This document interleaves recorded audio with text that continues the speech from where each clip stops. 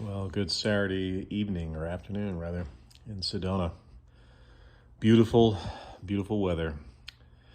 So this is the 1,000, slightly over 1,000 mile update on the 2024 CVO Road Glide.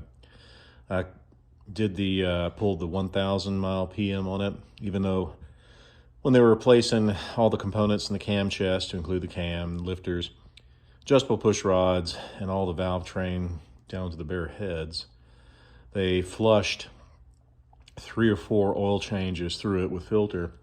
So basically I pulled the 1,000 on it to cover, make sure the warranty was taken care of. And I used the Sin 3, the Sin 3 Harley formulation. And so about the only thing that's really kind of a pain on these dual cooled engines, if I can get myself over here so you can see and not be cast in the shadows, is so it's an oil-cooled cylinder head. All the M8s are. But this one has the addition of a radiator, a forced air fan. That's the actual glycol-based coolant reservoir. And you just run out of real estate to get to the filter.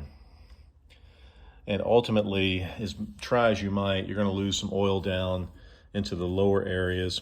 So what I try to do is I'll take some shop towels or shop rags and I'll stuff down there just to catch the oil filter residue that comes off. Other than that, the 3-hole is just like any other M8. And I think the one thing that's really impressed me about this bike that I wasn't totally expecting was the fuel economy. The fuel economy of this bike is shocking. It is holding at 54 miles per gallon. And I run this thing when I'm on the highway and I'm by myself and free from any sort of group obligations, 85, 90, 95. Set the cruise and just let it roll. And it's holding at that fuel economy number. It really is impressive. Gotten used to the controls and the telematics. CarPlay but every time now syncs up, spools up Pandora, and I get my tunes. The new helmet is amazing. It's set up with the Cardo Pack Talk that comes with these bikes, which is excellent.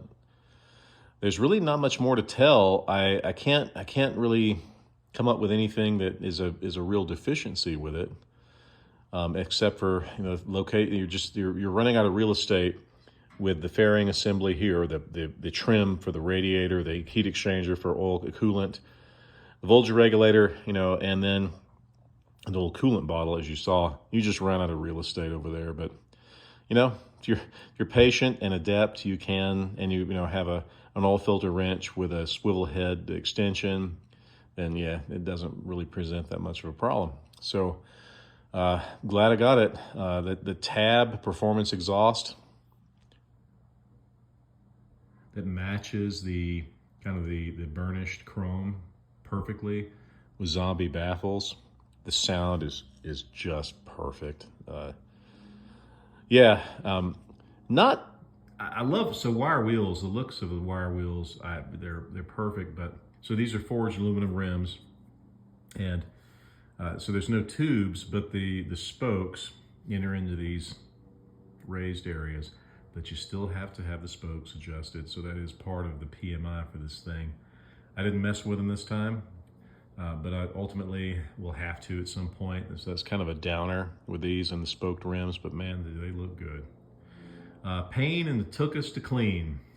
When I washed it yesterday, I brought it in, put it up on the stand, and just with a couple of microfiber towels, just started going in.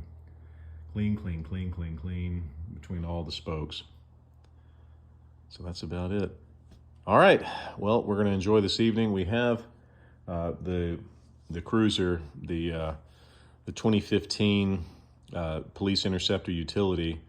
I have to put a transfer case output shaft seal in it. It sprung a leak. It's a very typical problem, even though this car doesn't have many hours or miles on it. It's because of age. And when I took it over to a convention I had to go to for fire district stuff, it sprung a leak, and it's, you know, slinging all over the kind of the dual exhaust crossover, and it stinks, and it's actually starting to leave a drip. So that car is out of service until I can get it in here and you know, get it up on the rack, which means up on jack stands, and we'll get the drive shaft out, pop that seal, and pop a new one in. The parts are already here. So that's about it. I hope you all are enjoying your wonderful weekend. Bye.